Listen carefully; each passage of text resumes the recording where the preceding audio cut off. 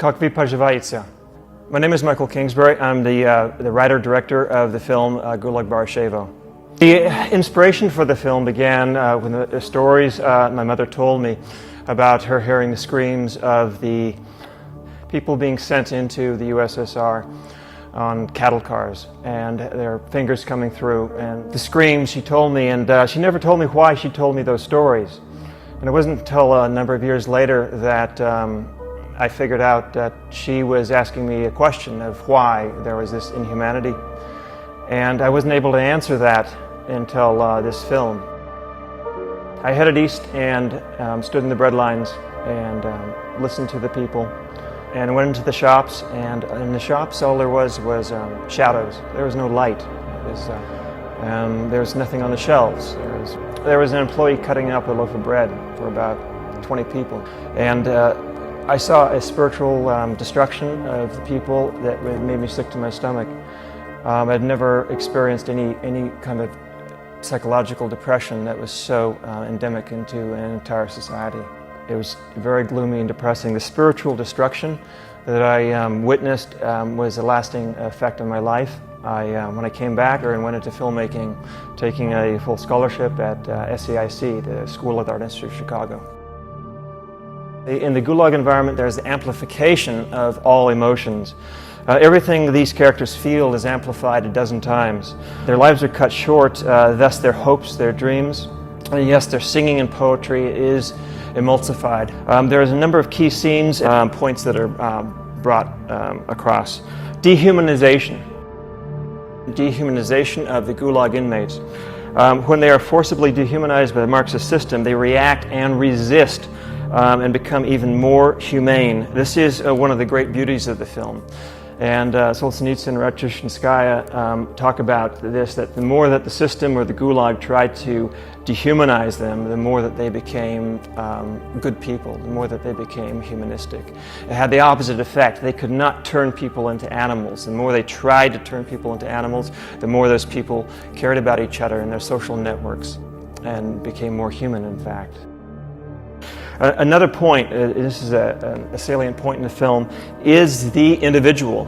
And there's an interesting scene early on in the film where Vera points out to the commissar that the individual is what makes the state.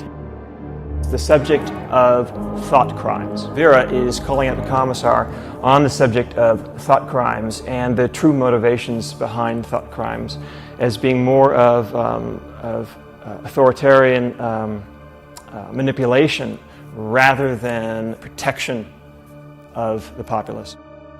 Freedom of religion. There are several scenes in this film in which the characters are shot dead while they are worshiping or praying, often over friends that they have lost in the Gulag scene. And I want to make this very, very clear about how the spiritual freedom is a powerful force, and in the survival of those inmates who do survive. Language of the film is in English. We have Russian and Ukrainian actors who provide authentic accents as well as authentic personal life backgrounds to the subject matter of the story. Each major scene is going to start with Russian and English subtitles, and then it's going to dissolve into English and no subtitles. And this is to create the psychological space, psychological context for the viewers, the audience. They're constantly engaged in the period, the time, the place of this film, and they're never lost into an environment where they're just English speaking or American speaking. Scene from Gulag Barashevo, the short.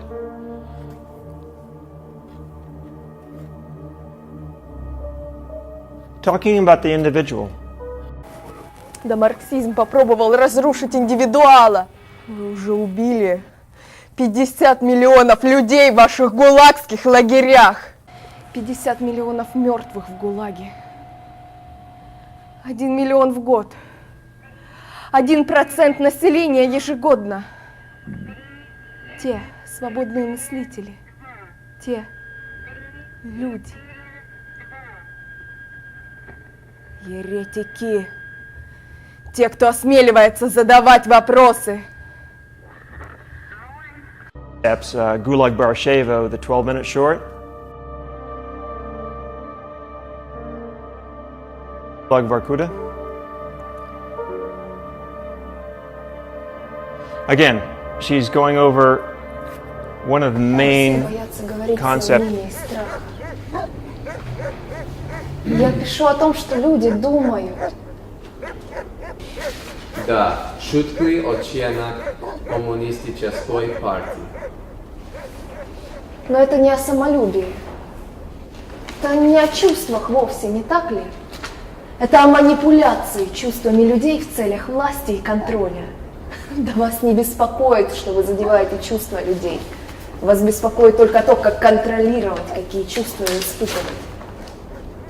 Вот, вы говорите, что вы защищаете людей от ненависти и боли в моих произведениях. Но на самом деле вы защищаете свою марксистскую элиту. Вы защищаете продолжающийся геноцид 50 миллионов людей в СССР. The 20-minute short.